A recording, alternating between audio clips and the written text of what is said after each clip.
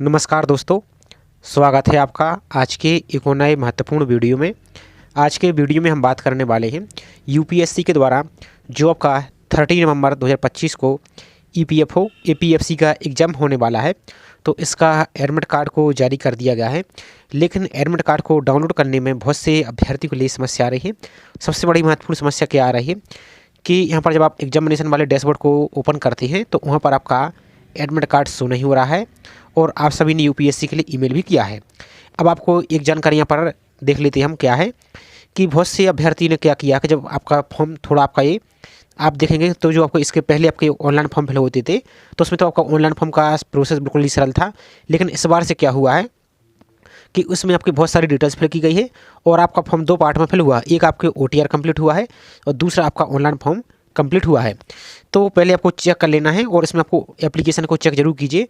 तो कैसे चेक करना है चलिए आपको यहाँ पर दिखा देते हैं एक एक करके। और फिर आपका यदि सब कुछ सही है फिर भी एडमिट कार्ड नहीं आ रहा है तो आपके पास सिर्फ 2 ही दिन शेष बची हुई है, तो आप जल्दी से यूपीएससी को ईमेल कीजिए। अब कैसे क्या कुछ रहेगा तो पहले इस प्रोसेस को आप चेक कर लीजिए, उसके बाद यहाँ पर नेक्स्ट प्रोसेस को यहाँ पर कीजिए। तो आपको एडमिट कार्ड चेक करने के लिए आप यूपीएससी ऑनलाइन इस प्रकार से सर्च करेंगे। तो जो पहली लिंक आपको दिख रही है upsconline.nic.in, इसी पर आपको क्लिक यहाँ से कर देना है। इस पर आप इस प्रकार से क्लिक करेंगे। अब क्लिक करने के बाद आपका इस प्रकार का डैशबोर्ड आपका ओपन हो जाएगा। तो सबसे ऊपर ही आपको एक दिख रहा है ऑप्शन आपको लॉगिन करने का, तो इस पर आप लॉगिन करेंगे। सिंपल सा लॉगिन पर क्लिक कीजिए।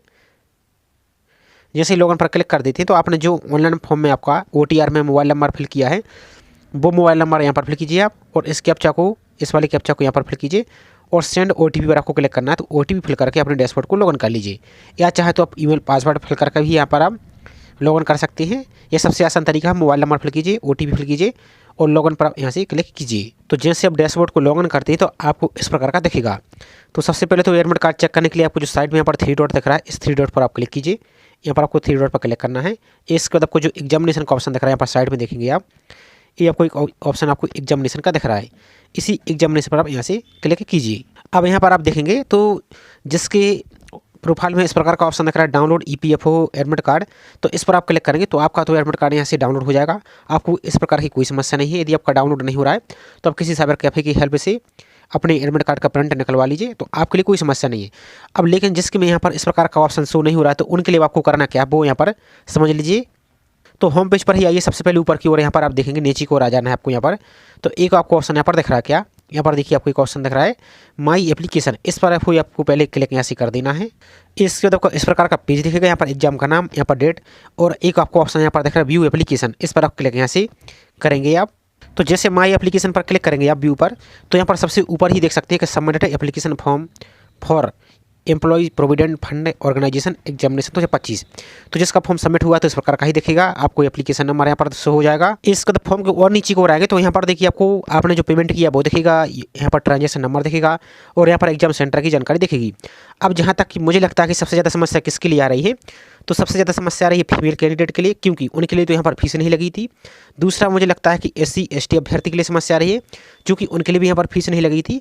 क्योंकि आपको यदि फीस लगती तो आपका नेक्स्ट प्रोसेस आएगा। तो आपने क्या किया है वहाँ पर देखेंगे आप, तो मुझे लगता है कि ज़्यादातर अभ्यर्थी ने क्या गलती की है कि आपने सब OTR को कंप्लीट किया है और OTR कंप्लीट करने के बाद आप फॉर्म से बाहर आ चुके हैं, आपने फाइनल फॉर्म को सबमिट नहीं किया है। और अन्य कैटेगरी के अभ्यर्थी को भी समस्या आ रही है, ऐसा नहीं है, हम गलत भी हो सकते हैं। तो इस प्रकार की आपको यहाँ पर समस्या हो सकती है। यदि आपका सब कुछ यहाँ पर सही दिख रहा है आपको, अब जिसके में इस प्रकार का सब कुछ सही दिख रहा है, ट्रांजेक्शन नंबर फॉर्म आपका सबमिटेड दिख रहा है, तो उनके लिए क्या करना है, और प्लस एक आपके यहाँ पर जो पॉइंट नंबर 17 है 17 एडमिट कार्ड में आपका जो अंडरटेकिंग, उसके लिए आपको आगे प्रोसेस में दिखाने वाले हैं। तो इस प्रकार का रहेगा। पहले आप समझ लीजिए जिसके में इस प्रकार का शो नहीं हो रहा है लेकिन आपका फॉर्म सबमिट है, तो उनके लिए यहाँ पर आपको ईमेल आईडी पर ईमेल कर देना है आपको। तो उनके लिए ईमेल करना है क्या, जो आपके यहाँ पर ईमेल आईडी दी है upscsoap@nic.in, इस पर आपको लिखना है और इसमें आपका नाम लिखना है आपको। ईमेल आईडी जब वहाँ पर डिटेल्स भेजेंगे तो आपका नाम होना चाहिए, आपका रोल नंबर, तो रोल नंबर जब आपका एडमिट कार्ड ही नहीं आ रहा है तो रोल नंबर नहीं रहेगा। एप्लीकेशन नंबर भेजिए आप, और एग्जाम का नाम, तो जैसे आपका EPFO APFC एग्जामिनेशन 2025, इस प्रकार इनको भेजिए और अपनी समस्या को वहाँ पर बता दीजिए। तो अभी आपके पास 2 दिन शेष है, तो हो सकता है कि आपकी यहाँ पर कोई हेल्प हो जाए। और जिसके एप्लीकेशन फॉर्म में इस प्रकार की जानकारी शो नहीं हो रही, उनका फॉर्म सबमिट नहीं है, तो अब इसमें कुछ नहीं हो सकता है। आपको नेक्स्ट प्रोसेस में जब आप कोई भी एग्जाम फॉर्म फिल करते हैं तो अब आपको इस बात का ध्यान जरूर रखना है, खासकर जिसके लिए पेमेंट नहीं लगता है तो उनके लिए एक डाउट ये होता है कि हमारा फॉर्म सबमिट हो गया है। अब चूंकि यूपीएससी ने फॉर्म फिल का जो प्रोसेस है बहुत ज़्यादा जटिल बना दिया है, उसमें कम से कम ज़्यादा नहीं तो कोई भी अभ्यर्थी यदि फॉर्म फिल करेगा स्वयं से तो कम से कम 1 घंटे से ज़्यादा तो फॉर्म टाइम उसमें लग ही जाता है और आधी डिटेल्स तो वहाँ पर समझ में भी नहीं आती है। तो ये आपका है। बाकी यहाँ पर देख सकते हैं हेल्पलाइन नंबर पर जरूर कॉन्टैक्ट कीजिए। यहाँ पर ये आपको हेल्प एड्रेस दिया गया है, इस पर आप कलेक्ट करेंगे इस प्रकार से। तो यहाँ पर देखिए आपको एक हेल्पलाइन नंबर दिया गया है, इस हेल्पलाइन नंबर पर आप कॉन्टैक्ट यहाँ से कर सकते हैं। बाकी और यहाँ पर ईमेल आईडी भी दे दी है, तो यहाँ पर इस ईमेल आईडी को भी देख सकते हैं, वही सेम ईमेल आईडी है यहाँ पर देखिए।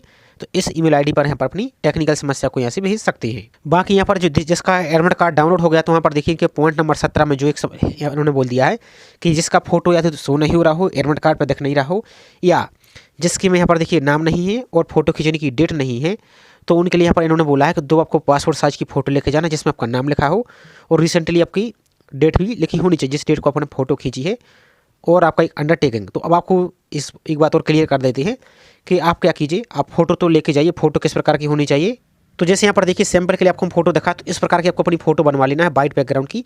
यहाँ पर आपको अपना नाम लिखवा लेना है। आप किसी भी फ़ोटो स्टूडियो में जाइए, वहाँ से बोलिए कि हमें पासपोर्ट साइज़ की फ़ोटो बनवाना है। तो यहाँ पर अपना नाम वो लिख देंगे और यहाँ पर फोटो खींचने की डेट लिख देंगे। जैसे मान लीजिए आज ही फोटो बनवा रहा है तो आज की डेट लिख दीजिए, या कल फोटो बनवा रहे हैं तो कल की इस प्रकार की डेट लिखना है। यहाँ पर आपका नाम लिखवा देना है, यहाँ पर डेट लिखवा देना। इस प्रकार की आपको पासपोर्ट साइज की कम से कम 2 से 3 फोटो यहाँ से आप बनवा लीजिए। और बाकी आपको यहाँ इससे रिलेटेड आपको किसी प्रकार की वहाँ पर कोई समस्या नहीं होगी। तो यहाँ पर अंडरटेकिंग रहेगा तो एग्जाम सेंटर से ही अवेलेबल कराया जाएगा, लेकिन मुझे नहीं लगता कि इसको लेकर ज़्यादा समस्या पर होगी, क्योंकि यहाँ पर इन्होंने ऑनलाइन फॉर्म के टाइम भी आपको फोटो इस प्रकार की नहीं अपलोड की थी। आप देख सकते हैं कि ऑनलाइन फॉर्म के टाइम इन्होंने खुद नहीं बोला था कि आपको इस प्रकार की फ़ोटो होनी चाहिए। देख सकते हैं यदि इस प्रकार की फ़ोटो भी आप यहाँ पर अपलोड करते थे तो देख सकते हैं ये रिजेक्ट हो जाएगी। यहाँ पर देख सकते हैं इसी प्रकार की फ़ोटो आपको इन्होंने एक्सेप्ट बोला था, तो इस प्रकार की कोई आपको समस्या नहीं हुई। आप इसको लेकर टेंशन बिल्कुल मत लीजिए, अपना रिवीजन कीजिए और आप एक्स्ट्रा काम क्या कीजिए कि आपको ये फ़ोटो ज़रूर बनवा लेना है और एक आपका जो ID प्रूफ उसकी फ़ोटो का भी ज़रूर करा के जाइए एक्स्ट्रा। यदि वहाँ पर कोई अंडरटेकिंग या कुछ भी यहाँ पर फिल होता है तो आपको यदि फ़ोटो कापी मांगते हैं वो, तब फ़ोटो कापी को यहाँ पर लगा सकते हैं। बाकी ये सभी प्रोसेस आपको फॉलो करना है और आपको यहाँ पर किसी प्रकार की कोई समस्या नहीं रहेगी। और फिर भी आपको कोई डाउट है, कोई समस्या है तो आप यूपीएससी के हेल्पलाइन नंबर पर बात कर सकते हैं। यहाँ पर आएंगे वेबसाइट पर तो देख सकते हैं हेल्प एड्रेस आपको जो दिया गया, इस पर कॉन्टैक्ट कर लीजिए और इनकी ईमेल आईडी यहाँ पर दे दी गई है। तो छोटी सी इन्फॉर्मेशन थी, आई होप जानकारी आपको पसंद आई होगी।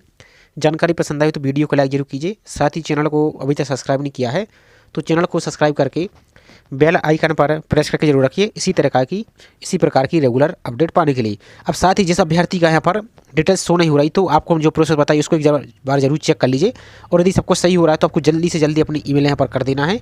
और जिनका फॉर्म सबमिट नहीं हुआ है तो उनके लिए अब आप खास ख्याल रखना है नेक्स्ट एग्जाम का। जैसे आपका सिविल सर्विस का आने वाला है या ना कोई भी आप एग्जाम देते हैं तो उसमें आपका फॉर्म 2 पार्ट में कंप्लीट होता है। एक तो आपका OTR होता है। अब चूंकि आपका OTR तो यहाँ पर कंप्लीट है तो आपको नेक्स्ट प्रोसेस में आपको सिर्फ डायरेक्ट फॉर्म ही फिल करना होगा, तो इस बात का विशेष रूप से आपको ध्यान देना है। तो चलिए मिलते हैं नेक्स्ट जानकारी के साथ। जय हिंद।